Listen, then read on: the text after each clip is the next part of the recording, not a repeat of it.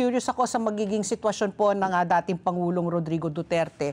Mukhang panalo na, no? Talagang landslide victory si Pangulong Duterte. Kung sakali po, pag naproklama na siya bilang alkalde po, paano yung oath-taking po niya? Kasi nga, siya po ay nakakulong ngayon sa The Hague. And then yung kanyang anak na si Baste, Vice Mayor, aakyat siya bilang Mayor, tapos yung #1 Councilor, aakyat bilang Vice Mayor. Pero ano po yung mangyayari sa composition po para sa oath-taking rin po? Aakyat ba? Kasi parang si Duterte pa rin ang mayor.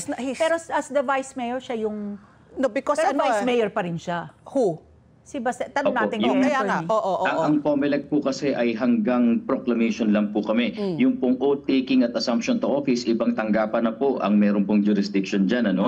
So, ang importante po kasi nagampanan ng COMELEC po na kung sino ang nanalo, walang disqualification, walang final and order po na nandito, iproklama po namin siya. So, yun po yung ginawa po ng COMELEC. So, it's up to the DILG? Yung pagpoproklama nga po, lilinawin po namin. Yung iba po kasi ang iniisip ang pagpoproklama, yung pagtaas ng kamay. Hindi po, seremonya lang po yun. Pag na-issue po yung Certificate of Canvass and Proclamation at pinirmahan na ng Canvassing Board, that's it po. Yun na po yung proclamation. So he doesn't have to be physically present to for the oath taking. To be proclaimed po. To be proclaimed po. Pero yung oath taking po, ay yan po ay binibigay po namin sa Department of the Interior and Local Government. Sila po ang may jurisdiction po dyan.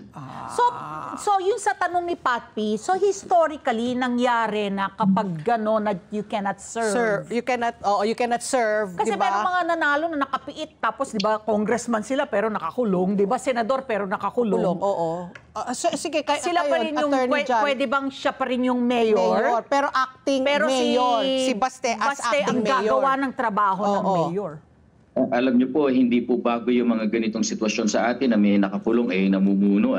Pero nonetheless po, sabi nga po namin, iwan na po namin sa DILG po yan, yung mga bagay na yan. Pero sa batas po kasi, talaga naman pong pwede po yung acting capacity. Dahil nangyayari lang po yung rule of succession na tinatawag sa local government code at yung iba pa na mga kaganapan sa batas natin po na paghahalili kapag ka mayroong permanent vacancy. So yun po naman talaga po yung operative fact po dyan. Pero hayaan na po natin sa DILG po yung bagay po na ito.